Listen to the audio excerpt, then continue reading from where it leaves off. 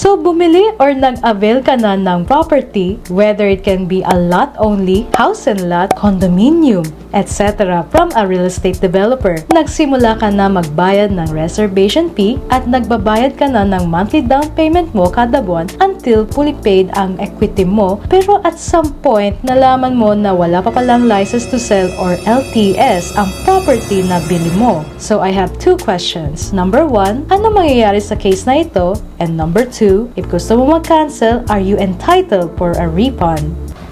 Wow! Hi guys, and sorry for that short cliffhanger, pero sasagutin ko yung mga dalawang tanong na yan once i-explain ko ang idea about license to sell or LTS at bakit ito ang pinaka-importanteng at ang pinakaunang dapat itanong ng isang home buyer if ever bibili sila ng property. A license to sell or LTS is a certificate issued by the Department of Human Settlement and Urban Development or DHSUD by a real estate or property developer. DHSUD is responsible for registering and issuing license to sell for subdivisions and condominium developments, agricultural lots, memorial parks, and many more. They are also responsible for overseeing the development and construction of projects that are registered or licensed. Real estate developers cannot legally sell their projects without a license to sell. Though as of the year 2021, the DHSUD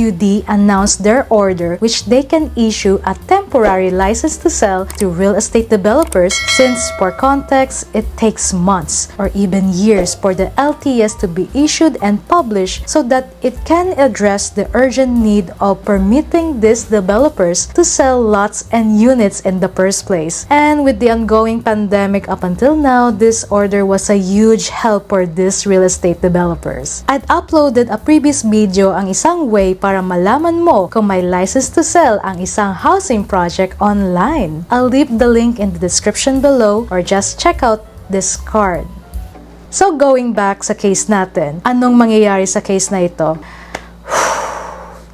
Technically, you are buying a property na walang kasiguraduhan na mapapasayo ito balang araw. And just to share, selling house and lots or condominiums na walang license to sell means hindi pa sila or real estate developers pinapayagan ng DHSUD and other government organizations na magsimula mag-construct ng projects nila in the first place. Yes, narinig nyo ng tama, no LTS means the developer can start their construction in their corresponding subdivisions, whether it be a pre-selling or ready for occupancy. So I'm asking you, future home buyers, na do your own research or due diligence before kayo bumili ng property in the first place. Please, kahit naka-engganyo or enticing ang ino-offer sa inyong housing project at nag-meet talaga sa standards nyo, huwag maniniwala at masilaw agad sa mga selling points nang tinitingnan nyong property, dahil trust me, malaking sakit sa ulo ito sa inyo pagdating ng araw, especially kung less than 30%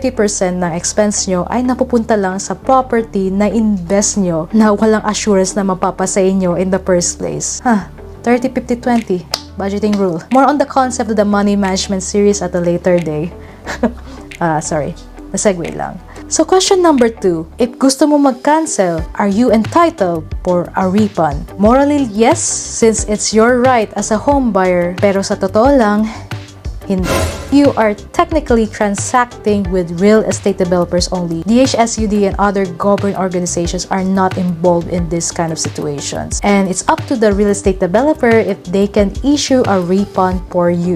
Well, you may be lucky enough or maswerte ka if these real estate developers can give a partial or 50% refund under the circumstance of the CTS or the contract to sell or reservation agreement form you had signed on in compliance with the Maseda law. But again, it depends on the developer where you avail your property on. Worst case, if the refund is not covered by the statements of the contract to sell you signed and notarized between you and the developer, it is considered a valid clause agreeing to it. And since napirma nyo na yung kontrata or agreement nyo without taking it into consideration or napansin before, developers are not obliged or mag-mandate to give you a refund in the first place. I can discuss the idea of what this contract to sell or reservation agreement in another video. So again, when you're offered a specific property during property viewing or site tripping, always ask for the LTS. Makita po yun sa mga pamphlets or sa mga flyers ina-offer nila. And as a real estate salesperson, I really don't want to oblige ang mga clients ko sa pag-avail ng mga housing projects na hindi ako confident or walang LTS or even a temporary license to sell for assurance, because it's my responsibility to protect my prospects and clients such as you from going to a difficult situation moving forward.